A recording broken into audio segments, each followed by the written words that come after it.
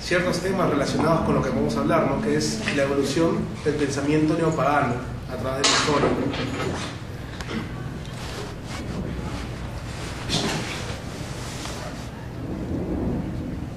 Bien, para tratar ese tema hay que comprender un tema previo, y es que cuando hablamos de religión, por lo general las personas piensan de que esta religión, digamos, o el tema de religión es un dogma que no puede ser discutido, no puede ser analizado, no podría ser debatido, ni siquiera se puede proponer ni un tipo de idea que no sea la que está oficialmente establecida, que es la religión católica apostólica romana.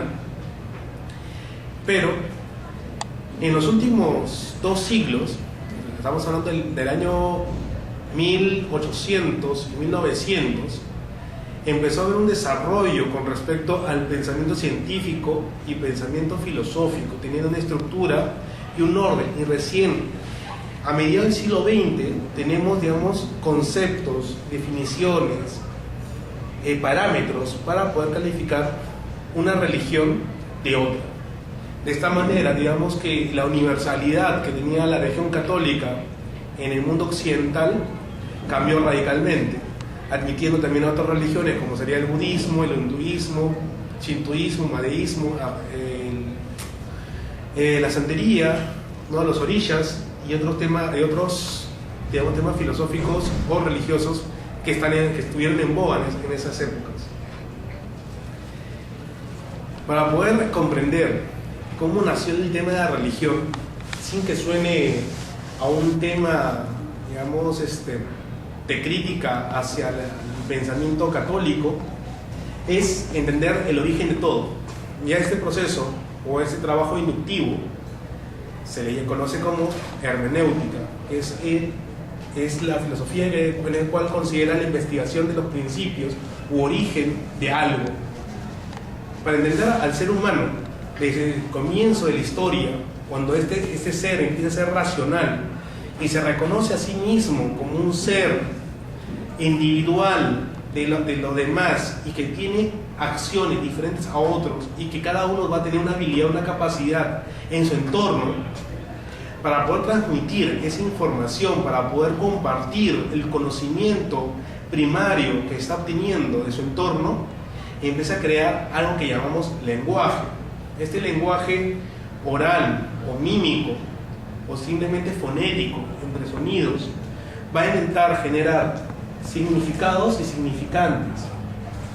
Para yo referirme a un árbol, podré moverme como árbol, podré decir para decir árbol, o posiblemente digo árbol.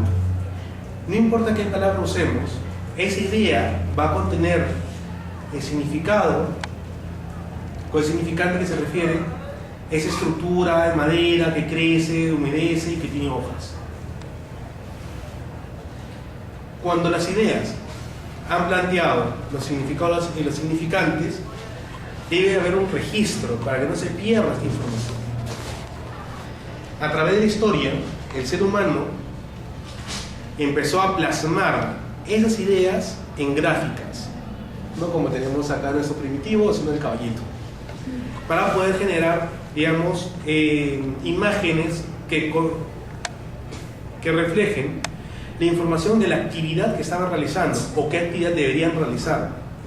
Los murales en estas cavernas pudieron ser recordatorios de cómo es que la siguiente generación debían cazar, cómo debían organizarse o qué tipo de actividades debían seguir realizando si en un momento determinado los mayores o los que sabían perecían o se perdían en la casa, porque solamente quedaban las mujeres y los críos.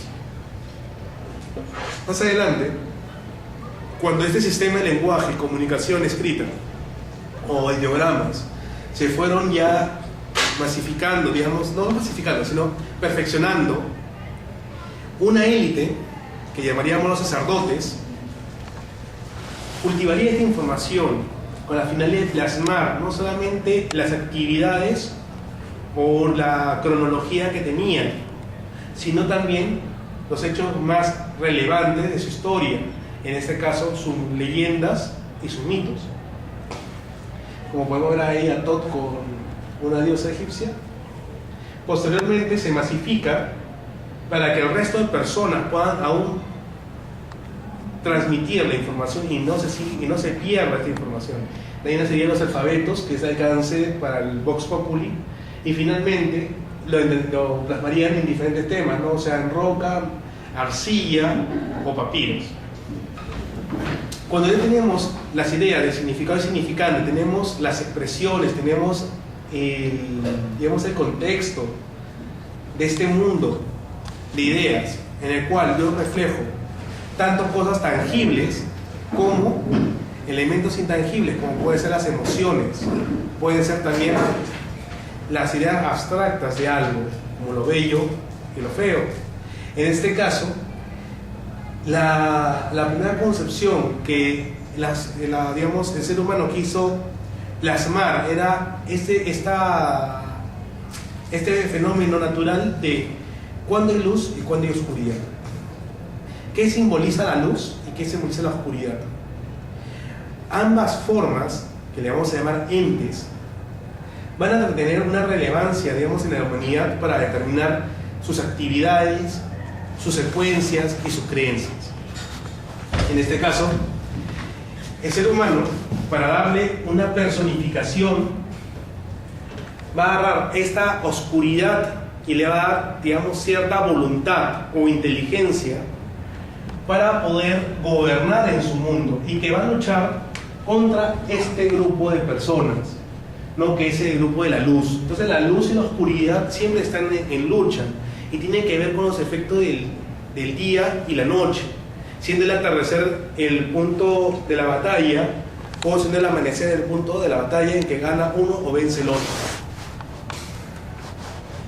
Esta visión es personificada posteriormente en dioses con formas de animales o con animales antropomorfos, y finalmente son humanizados en figuras más completas o perfectas en su momento. Obviamente, en los hombres musculosos tiene que ver mucho con el tema de la cacería.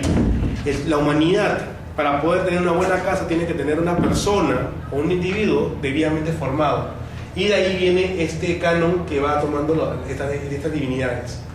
O sea, de entes pasan a ser seres. Y esta secuencia se da en todas las religiones, en todo tipo de culturas, egipcia, mesopotámica, caldea, sumeria, babilónica, griega, romana, nórdica, celta y similares, como los hindúes.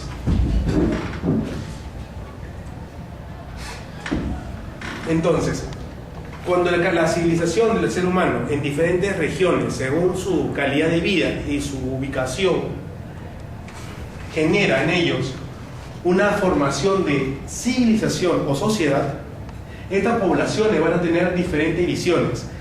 Aquellos que se mantengan aún bajo una visión de una religión, digamos, tarea natural, que viven en los campos, porque simplemente los campos o los lugares que tienen no les permiten hacer mayor desarrollo como una comunidad más allá de los troncos y las piedras.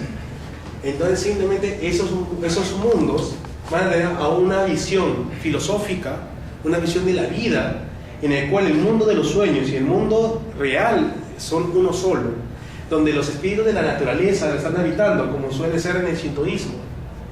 En cambio, aquellas civilizaciones que van generando comunidades estables y no errantes, estas sociedades que tienen los recursos para poder construir hábitats que puedan perdurar en la historia o en el tiempo y generar una escala de jerarquías administrativas, burocráticas, militares, este tipo de visión va a generar dioses o cosmogonías también con la misma jerarquía, como tenemos en el panteón romano, muy diferente a los panteones naturales como podrían ser el shintoísmo. Entonces, para establecer la religión hay que entender que todo debe empezar desde un pensamiento, una idea, un primer concepto, que es la luz, que es la oscuridad, qué es el bien, qué es el mal, qué tipo de, digamos, de fenómenos crea el fuego, creó el conocimiento, la rueda, o N cosas que llamaríamos ciencia. Pero esa filosofía, esos principios que van a regir este mundo, deben nacer primero de la filosofía. La filosofía plantea siempre principios, leyes y axiomas, verdades fundamentales que no pueden ser contrariadas o no pueden ser negadas, pero sí mejoradas. Esto a su vez va a generar los cultos. Un culto más naturalista, un culto más organizado, sedentario, pero a la vez el culto tiene que ver mucho con la política. Porque el culto va a definir cuál es la visión del pueblo, cuál es la visión del grupo de habitantes, cuál va a ser la creencia general, cuál va a ser el estamento en que va a regir sus vidas de aquí en adelante.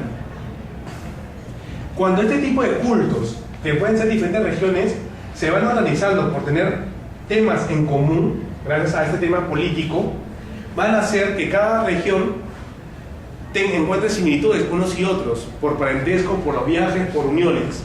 Y esto va a generar lo que se llama el espíritu de nación. Y ese tipo de espíritu de nación se puede ver en algunas religiones del mundo, como los judíos. Los judíos consideran que son una nación. Aparte que puedan ser peruanos, alemanes, franceses, pero ellos consideran que la religión judía como tal forma parte de la nación judía. Y por ende también debes cumplir dentro de su formato el tema judío, deben ir un tiempo a Israel a servir en lo que llaman la Eretz Israel, la tierra de Israel. Este concepto de institucionalizar el culto y hacerlo jerárquico es para también ordenar las ideas, porque los cultos diversos pueden tener enfrentamientos cuando son iguales.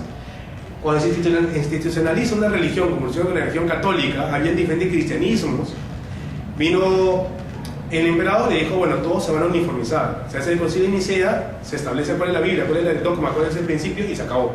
Y sobre esto se hace todo. Y solamente esta institución tiene derecho a informar y desarrollar esta religión. Otras no, porque confunden a la gente. Entonces las libertades religiosas en algunos casos fueron restrictivas y en otros casos fueron más abiertas. En el sistema político, digamos que cuando una persona de una religión que no tiene que ver con el país tenía las mismas creencias, era más fácil moverlos hacia un interés político de uno o varios jerarcas o reyes o emperadores.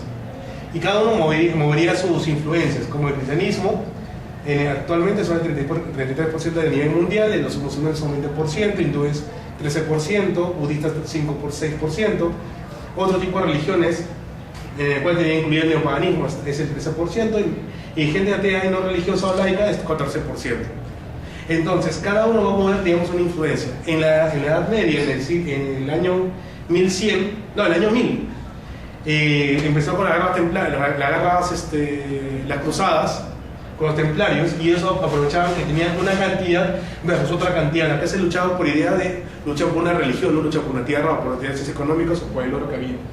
O porque simplemente Israel era un punto estratégico para lo del comercio entre Oriente con Occidente. O sea, se manejaron sobre ideas de ideologías.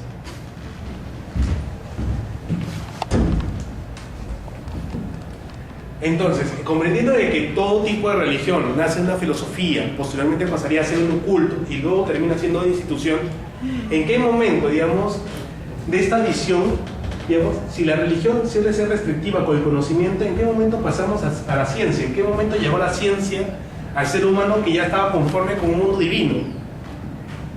¿En qué momento dicen, no, el fin del mundo está cerca, ¿no? Tanto los científicos como los religiosos. En algún momento se pusieron de acuerdo. Pero ¿en qué momento se da esta unión? Porque llegó un ser, o posiblemente las enseñanzas de un ser que es conocido como Hermes Trismegisto, que también se le conoce como Difuti, o el dios Tot, escriba de los dioses, Mercurio, el mensajero de los dioses, posiblemente Hermes Trismegisto, que también sería relevante en la evolución de la ciencia a través de la alquimia.